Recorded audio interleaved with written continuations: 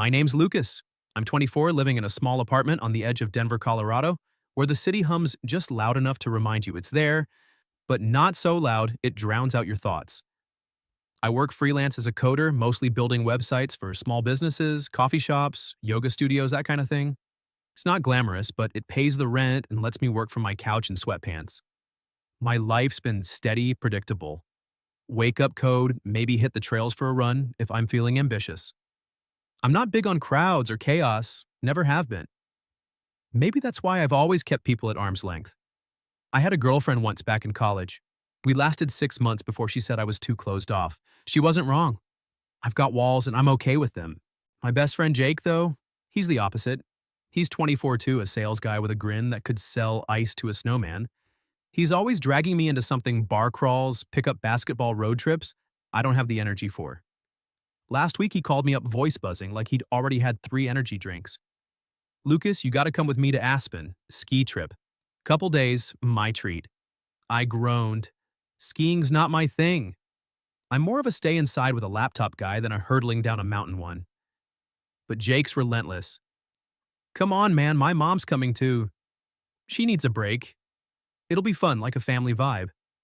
I didn't have a good excuse to say no, and honestly, Jake's got a way of making you feel like you're missing out on life if you don't say yes. So I packed a bag, threw in some thermals I hadn't touched since high school, and said fine. Jake's mom, Elena, is 44. I've known her since I was 15, back when Jake and I started hanging out. She's always been hard to read. Not cold exactly, but not the warm, cookie-baking mom type either. She's got this quiet intensity, like she's seen more than she lets on. I remember her picking Jake up from school in this beat-up Jeep, always with a book or a camera on the passenger seat. She used to be a war photographer, Jake told me once, but now she edits articles for some online magazine. She's got long brown hair usually tied back and these deep green eyes that seem to catch everything. I never thought much about her beyond Jake's mom. She was just there. Polite, reserved, maybe a little distant. Beautiful, sure, but in that off-limits way you don't dwell on, or at least I didn't, not until this trip. We got to the ski resort in Aspen on a Friday afternoon. The place was straight out of a postcard, snow-dusted pines cabins with smoke curling from chimneys and air so crisp it stung your lungs. Jake had booked us into a lodge near the slopes, all wood beams and plaid blankets, the kind of place that smells like pine and hot cocoa. His crew, 3 other guys, and a girl, all loud and ready to tear up the mountain, were already unpacking snowboards and cracking beers. I felt out of place like I always do in groups like that. Jake was in his element joking, tossing a football he'd brought for no reason. Elena, though she was quieter. She sat by the lodge's big window sipping coffee from a thermos, her red scarf draped over her chair. She smiled when Jake waved her over but didn't join the chaos. I caught her eye once and she gave me a small nod like she knew I wasn't here for the party either. By the second morning I was beat. Jake and his friends had been up late laughing and blasting music and I'd barely slept. They were planning to snowboard through some backcountry trails in a pine forest nearby a few miles from the lodge. You and Lucas. Jake asked, zipping up his jacket. I shook my head. Nah, man, I'm good. Think I'll just chill here. He shrugged, already halfway out the door with his crew. I grabbed a coffee and sank into a couch by the fireplace, scrolling my phone, figuring I'd wait out the day. That's when Elena walked over, her boots crunching on the wood floor. Not joining them, she asked, her voice low but not unfriendly. I looked up, caught off guard. Not really my scene. You. She smiled faintly, adjusting her scarf. I'd rather walk than fall down a mountain. Something about the way she said it made me laugh. Want to take a walk then? There's trails around here, nothing crazy. She tilted her head, considering, then nodded. Sure. Let me grab my thermos. We headed out to a marked trail near the lodge, just a loop through the snow-covered trees. The sky was clear, the sun glinting off the powder, and it felt good to move without the pressure of keeping up with Jake's crew. Elena walked beside me, her red scarf bright against her dark coat steam, rising from her thermos as she sipped. We didn't talk much at first, just small stuff. She asked about my coding gigs. I asked about her editing work. It was easy light, like 2 people passing time. You come up here a lot with Jake, I asked, stepping over a root. She nodded, her eyes scanning the trees. Every year since he was a kid. It's our thing. Her voice softened like there was more to it, but she didn't elaborate. I didn't push. Then the air shifted. The sky grayed fast and a soft flurry started. I zipped my jacket higher, thinking it'd pass. But the snow got heavier, thicker until the trail markers started to blur. We should head back, I said, squinting through the white. Elena agreed, but when we turned, the path was gone, covered by fresh powder. My stomach tightened. I pulled out my phone, 10% battery, no signal. Shit, I muttered, flicking on the flashlight. Elena stayed calm, but her hands were stuffed deep in her pockets, her breath visible in short puffs. We'll find it, she said, but her voice had an edge now. The snow kept coming, and the world turned into a wall of white. The snow didn't let up. It came down in heavy sheets, swallowing the trail and blurring the trees into ghostly shapes. My phone's flashlight cut a weak beam through the white, barely illuminating a few feet ahead. I kept scanning for the trail markers, those little wooden posts we'd passed earlier, but they were gone, buried under the fresh powder. My boots sank deeper with each step, the cold seeping through my socks, and my breath came out in ragged clouds. Elena walked beside me, her red scarf dusted with snow, her face half hidden by the hood of her coat. She wasn't saying much, but her silence felt heavier than the storm. Lucas, slow down, she said finally, her voice cutting through the howl of the wind. I stopped turning to her, my heart thudding from more than just the cold. We're just going in circles, she added, her green eyes steady but tight at the corners. She was right. I'd been leading us in a loop, hoping to spot something familiar, but the forest looked the same in every direction. My phone was down to 6% battery now, and the signal bars were still flat. I shoved it back in my pocket, trying to hide the shake in my hands. I'm sorry, I said, my voice rougher than I meant. I shouldn't have suggested this walk.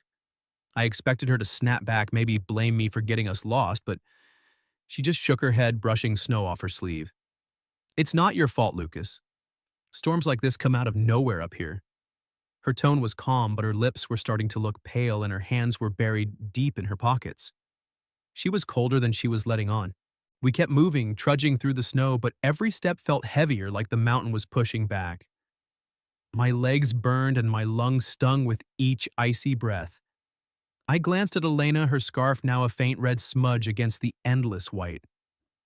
You okay? I asked, slowing to match her pace. She nodded, but her breath was uneven, and I caught her wincing as she stepped over a hidden root. Just keep going, she said. But her voice had a tremor now, not the steady confidence I was used to. After what felt like forever, probably closer to an hour, I stopped again, my chest heaving. This isn't working, I said, more to myself than her. My mind was racing, picturing us stuck out here all night, the cold creeping deeper until we couldn't move. I'd seen enough survival shows to know how fast things could go wrong in a storm like this. Elena stepped closer, her gloved hand landing on my shoulder. It was light but firm, like she was anchoring me. Lucas, stop. She said, her voice low but sharp enough to pull me out of my spiral. You're panicking and it's making me panic too. We need to think. I looked at her, really looked at her, and for the first time I didn't see Jake's mom. Her hood had slipped back and snow clung to her brown hair, melting into wet strands across her forehead. Her cheeks were flushed from the cold, her eyes wide but not scared, just focused, like she was sizing up the situation the way she must have years ago in war zones. But there was something else, too, something raw. Her hand was shaking slightly, not just from the cold, and her lips were pressed tight like she was holding herself together for both of us. In that moment, she wasn't the older, composed woman I'd always known. She was just Elena, stuck out here with me trying to survive. Okay, I said, forcing a slow breath. What do we do? She scanned the trees, her breath puffing out in quick bursts. We need shelter. If we keep wandering, we'll just get more lost. Her voice was steady now, but I could hear the effort behind it. I nodded, swallowing the knot in my throat. Right. Let's look for anything, a cave, a tree hollow, something. She gave a small nod and we started moving again, slower this time, more deliberate. I stayed closer to her, our shoulders brushing as we pushed through the snow. We argued a little as we went, not angry, just tense. I wanted to backtrack, thinking we might find the trail again. She thought we should head downhill where there might be a ranger station. Lucas, we're not finding that trail in this, she said, her voice firm but not harsh. We need to prioritize staying warm. I opened my mouth to argue, then stopped. She was right. I was letting panic drive, and it wasn't helping. I reached out almost without thinking and grabbed her gloved hand. "Okay, downhill it is," I said. Her fingers tightened around mine for a second, not letting go right away, and something in that small gesture made the cold feel a little less sharp. We pushed on the snow, piling higher, the wind biting at my face. My phone died completely, leaving us in near darkness as the storm swallowed the last of the daylight. Just when I thought we were done for, Elena pointed ahead. There, she said, her voice sharp with relief. I squinted through the white and saw a faint outline of a structure low and dark against the trees. It was our only shot, and we both knew it. The structure was a small, weathered cabin, barely more than a shed, tucked against a cluster of pines. Its wooden walls were grayed by time, and snow had piled up against the door, but it was shelter. And that was enough. I shoved my shoulder against the door, which creaked open with a groan, revealing a dark, musty interior. The air inside smelled of damp wood and old dust, but it was dry, and that was all that mattered. My boots scraped against the rough floor as I stepped in, Elena close behind me. "This'll do," she said, her voice steady but laced with exhaustion. She was shivering now, her red scarf crusted with snow, her hands stuffed deep in her coat pockets. I scanned the room with the last flicker of my phone's flashlight before it died completely. It was sparse: a rusty wood stove in one corner, a single wooden bench along the wall, a shelf with a few dusty cans of food, and a pile of folded wool blankets in a crate. There was a small stack of kindling and a box of matches next to the stove, thank God. "Let's get that fire going," I said, more to keep myself moving than anything else. My fingers were numb, fumbling with the matches as I knelt by the stove. Elena set her thermos on the bench and started shaking snow off her coat, her movements slow, like the cold had sapped her strength. It took a few tries, but I got the fire started. The kindling caught with a soft crackle, and soon the flames were licking at the dry wood, casting a warm, flickering glow across the cabin. The heat felt like a miracle, pushing back the chill that had settled into my bones. I glanced at Elena, who was sitting on the bench peeling off her wet gloves. Her hair was damp strands clinging to her cheeks, and her lips were still pale, but she managed a small smile. "Not bad, Lucas," she said, her voice softer now. "You're handy in a crisis." I chuckled, the sound rough in my throat. "Yeah, well, don't get used to it." I grabbed 2 blankets from the crate and handed one to her. She draped it over her shoulders, the snow on her coat melting into dark patches. I sat down next to her, close enough to feel the faint warmth radiating from her. The fire popped, filling the silence, and for a moment we just sat there, catching our breath, letting the heat sink in. I opened one of the cans on the shelf, some kind of beef stew past its expiration date but still sealed. "Dinner?" I asked, half joking. Elena raised an eyebrow, then laughed, a low, warm sound that felt out of place in the cold cabin. "Gourmet," she said, taking the can from me. We shared it, passing it back and forth with a couple of rusty spoons we found, washing it down with the last of the coffee from her thermos. It wasn't much, but it was something, and it made the cabin feel less like a last resort. The fire steadied, and the cabin grew warmer, though the wind still howled outside, rattling the thin walls. Elena leaned back against the wall, her blanket pulled tight around her. "Jake and I used to come up here every winter," she said, her voice quiet, almost like she was talking to herself. "After his dad died, Afghanistan, when Jake was 15, this was our way of keeping things together. Like if we kept doing this, we could pretend the family wasn't broken." She paused, staring into the fire, her fingers tracing the edge of the thermos. I didn't realize how much I was pretending too. I didn't know what to say.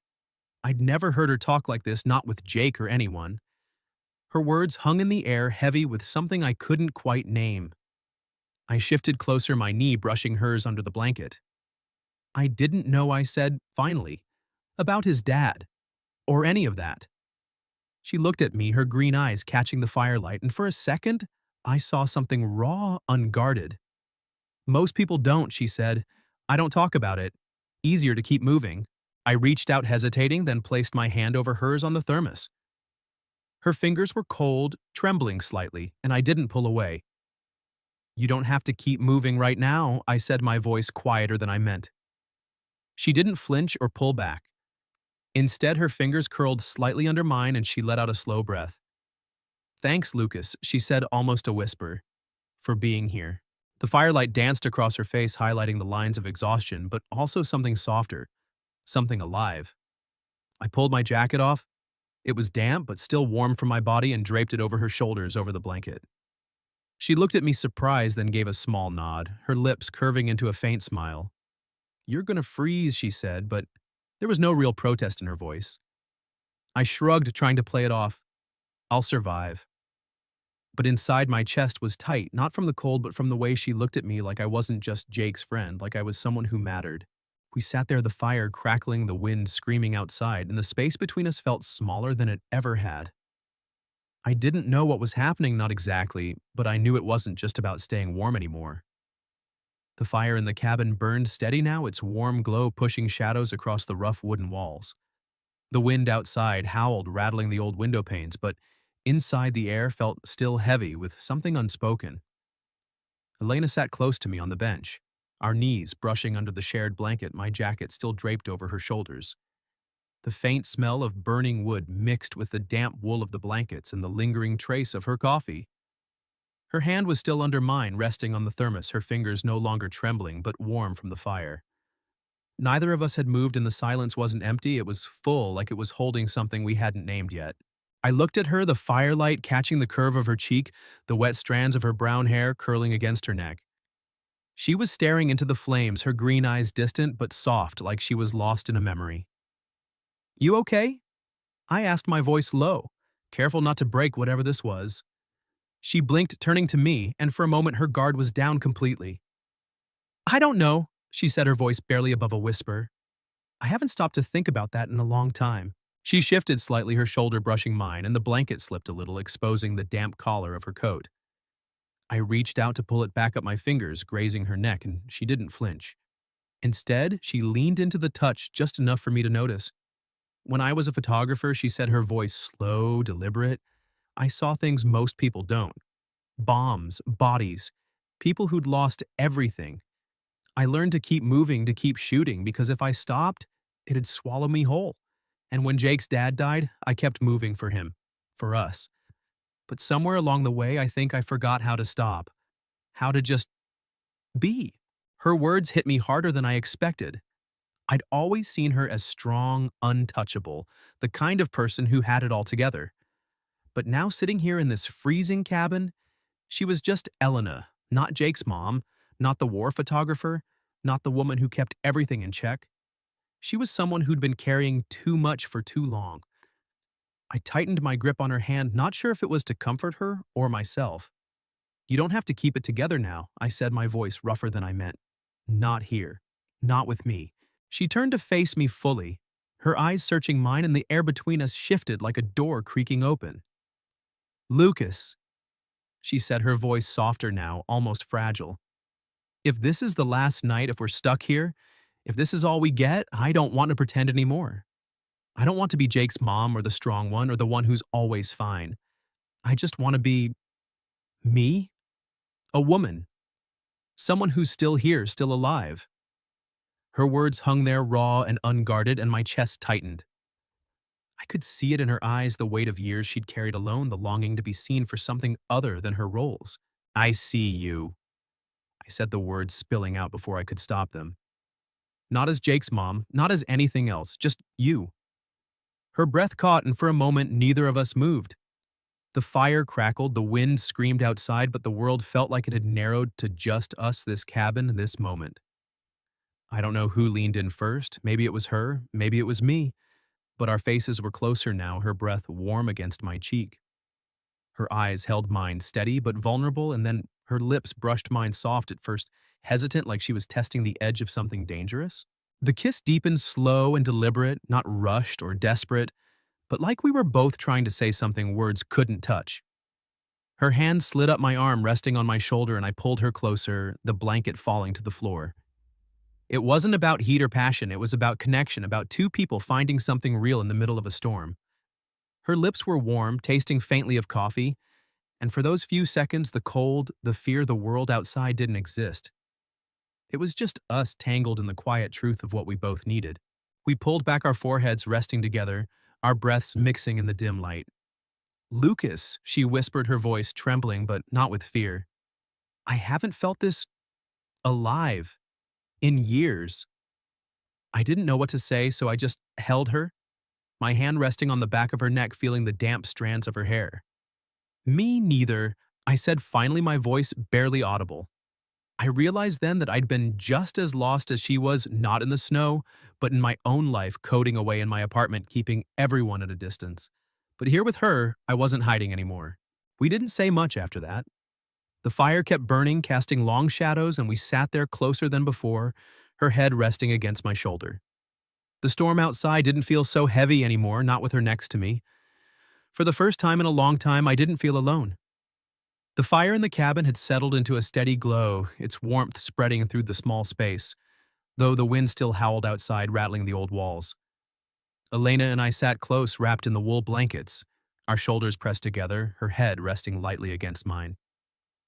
The kiss lingered in the air between us, not just in the memory of it, but in the way it had shifted everything the silence we shared. It wasn't about what had happened. It was about what it meant. For the first time, I saw her not as Jake's mom, not as the woman who'd always seemed untouchable, but as someone fragile, real, needing the same thing I did, to feel something true, even if just for a night. We didn't go further. There was no rush, no need to push past the moment we'd already shared.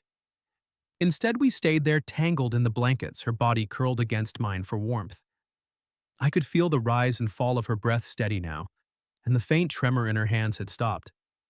The firelight danced across her face, softening the lines of exhaustion, and for a moment she looked younger, not in years, but in the way she let her guard down, like she was finally resting. I pulled the blanket tighter around us, my arm draped over her shoulder, and she didn't pull away. It was the kind of closeness that didn't need words, the kind that said more in its quiet than any conversation could. At some point we drifted off, not fully asleep, but in that hazy space between waking and dreaming. The fire popped softly, the wind a low hum outside, and the world felt far away. I woke once in the night, my neck stiff from the hard bench, and found Elena still pressed against me, her breath warm against my collarbone. Her hair smelled faintly of pine and snow, and I didn't move, not wanting to break whatever this was. She stirred her eyes, fluttering open, and for a second, we just looked at each other in the dim light. "You're still here," she murmured, her voice thick with sleep. "Yeah," I said softly, "not going anywhere." She gave a small nod, her lips curving into a faint smile, and closed her eyes again. We talked a little through the night in fragments when the cold or the creak of the cabin woke us. She told me about a photo she'd taken once in a desert halfway across the world of a soldier holding a letter from home, his face lit by a single candle. "It was the only time I cried on assignment," she said. Not because it was sad, but because it was so human. I told her about the time I stayed up all night coding a website for a client, only to realize I'd built something I was actually proud of, something that felt like mine. "I don't tell people about that," I admitted. "It feels too small." She shook her head, her hand resting on my arm. "Nothing's small if it matters to you." The hours passed like that, in quiet exchanges and long stretches of silence that didn't feel heavy. I don't know when we fell asleep for real, but when I woke again, the storm had quieted, and a faint gray light seeped through the cabin's window. The fire was down to embers, and the air was colder now, sharp against my face. Elena was still beside me, her head on my shoulder, one hand tucked under the blanket resting against my chest. I didn't want to move, didn't want to let go of this moment, but the world was coming back, and I could feel it. Then we heard it, a low, rhythmic thump in the distance, growing louder.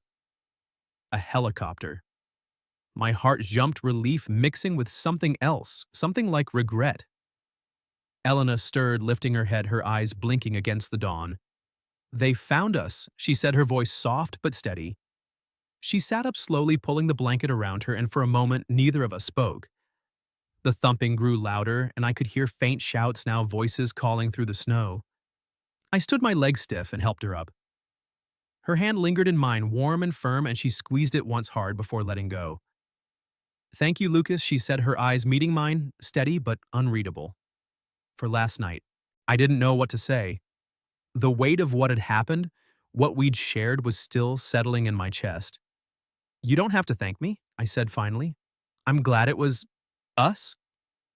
She nodded, her lips pressing into a small smile, and then she turned to gather her things, her thermos, her scarf, my jacket. The cabin felt smaller now, like the world outside was already crowding in. We pushed the door open, the cold air hitting us like a slap, and stepped out into the snow. The helicopter's lights flashed in the distance, and I could see figures moving toward us, their voices muffled but urgent. Elena's hand brushed mine one last time, a fleeting touch, and then she stepped forward, her red scarf bright against the white, ready to meet the world again. The helicopter's roar filled the air as we stepped out of the cabin, the snow crunching under our boots. The sky was still heavy with clouds, but the storm had eased, leaving a quiet gray dawn. My breath caught in my throat, not just from the cold, but from the weight of leaving that small, warm space behind the cabin, the fire, the night with Elena.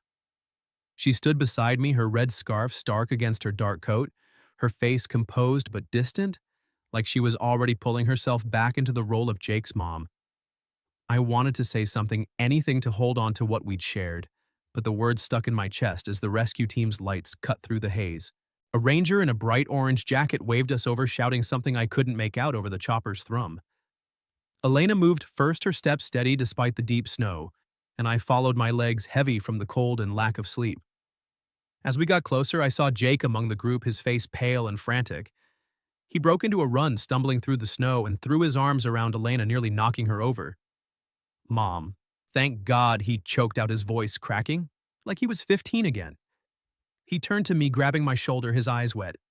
"Lucas, man." I thought he didn't finish, just pulled me into a quick, tight hug. I nodded, my throat tight, unable to meet Elena's gaze. The Rangers bundled us into the chopper, wrapping us in thermal blankets that crinkled like foil.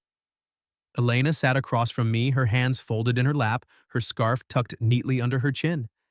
She looked calm, almost detached, but when our eyes met for a split second, I saw it.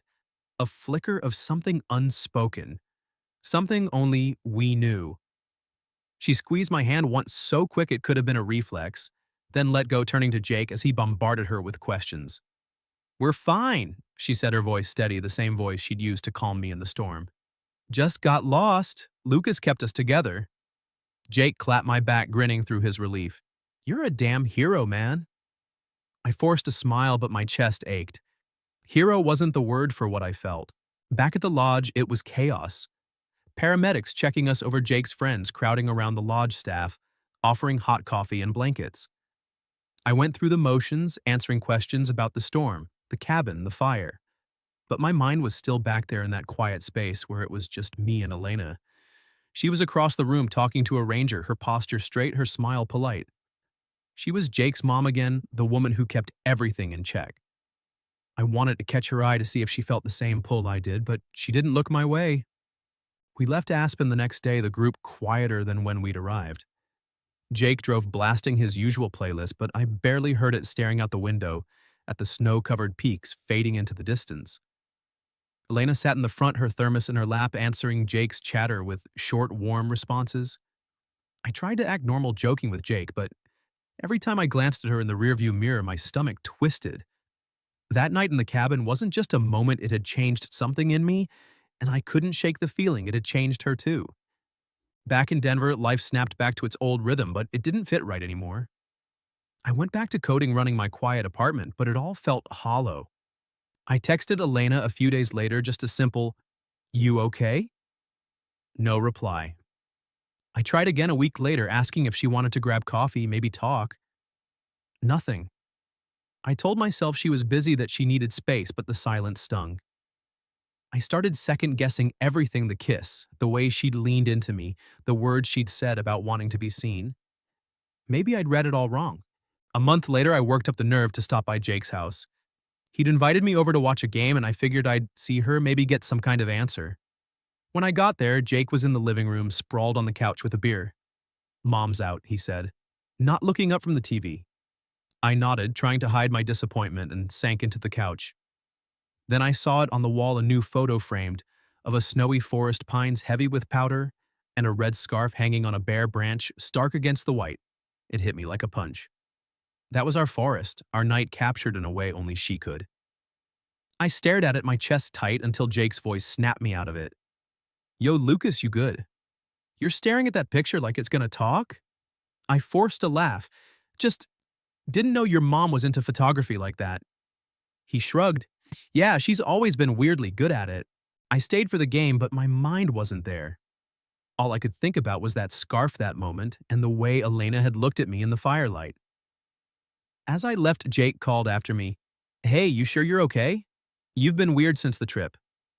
I turned, meeting his eyes, and for a second, I wondered if he knew something. Yeah, I said, my voice steady, just tired. But as I walked to my car, the weight of that night settled deeper, a quiet ache that wouldn't leave. The drive back to my apartment was quiet, the streets of Denver glowing under the soft yellow of streetlights. Jake's words echoed in my head, but it was that photo on the wall, the snowy forest, the red scarf that wouldn't let me go. It was like Elena had taken our night, our secret, and turned it into something tangible, something she could keep without saying a word. I wanted to believe it meant she hadn't forgotten that she felt the same pull I did, but her silence told a different story. Days turned into weeks, and the ache in my chest didn't fade. I kept coding, kept running, kept living. But it was like moving through fog. Everything blurred, nothing quite solid. I didn't try to contact her again. I told myself it was for the best, that whatever happened in that cabin was a moment, not a promise. But every time I closed my eyes, I saw her. Her green eyes catching the firelight, her voice soft and raw, saying she wanted to be seen. I saw the way her hand had curled into mine, the way she'd smiled when I draped my jacket over her shoulders. It wasn't just the kiss. It was the way we'd held onto each other, like we were both afraid to let go. One evening about 2 months after the trip, I came home from a run, my breath still heavy, my shoes caked with mud. There was a small package on my doorstep wrapped in plain brown paper. No label, no note. My heart stuttered as I picked it up, the weight light but deliberate. Inside my apartment, I tore it open, and there it was. Her red scarf neatly folded, the soft wool still carrying a faint trace of her perfume like pine and coffee. Tucked inside was a piece of paper, her handwriting clean and careful. Not the last night, but not the first either. I know I can knock if I need to. I stood there holding the scarf, my pulse loud in my ears. It wasn't an invitation, not exactly, but it was something, a door left, cracked open, a possibility. I pressed the scarf to my face, breathing it in, and for a moment, I was back in that cabin, her head on my shoulder, the fire crackling. The note wasn't a promise, but it was enough. It told me she hadn't forgotten, that the night we'd shared had left a mark on her too. I didn't see Elena again for a while. Life kept moving. Jake got a promotion, started talking about moving to Seattle, and I threw myself into a new coding project. Something that kept me up late enough to quiet my thoughts. But I kept the scarf on a shelf in my room, next to a stack of books I never got around to reading. It wasn't a trophy or a keepsake. It was a reminder that some moments don't need to last forever to matter. They just need to happen. Sometimes I'd drive by Jake's house, not to stop, just to see if her car was in the driveway. Most times it was, and I'd feel a strange mix of relief and longing, like knowing she was there was enough even if I couldn't reach her. Once I saw her in the front yard watering her plants, her hair tied back, her movements slow and deliberate. She didn't see me and I didn't stop. But I smiled because she looked okay. Not happy, maybe, but steady, like she was finding her way back to herself. The truth is, I didn't need her to knock. I didn't need us to pick up where we left off, to steal more moments or make promises we couldn't keep. That night in the cabin had given me something I hadn't realized. I was missing, a glimpse of what it felt like to be needed, to see someone else's walls come down and know they trusted you to catch them. Elena had shown me that, not just in her words or her touch, but in the way she'd let me see her, really see her without the masks she wore for the world. I don't know if our paths will cross again, not the way they did that night. Maybe she'll stay Jake's mom, the woman who waves politely when I drop by, or maybe one day she'll knock and we'll find out what comes next. But for now, I carry that night with me, not as a weight, but as a warmth, like the fire we built together. It wasn't about love in the way people write songs about. It was quieter, messier, real. It was about two people finding each other in the middle of a storm, not because they had to, but because they chose to. I folded the scarf and put it back on the shelf next to the note. And I smiled, not because I had her, but because I'd known her even for a moment. That was enough. For now, it had to be. Bye-bye.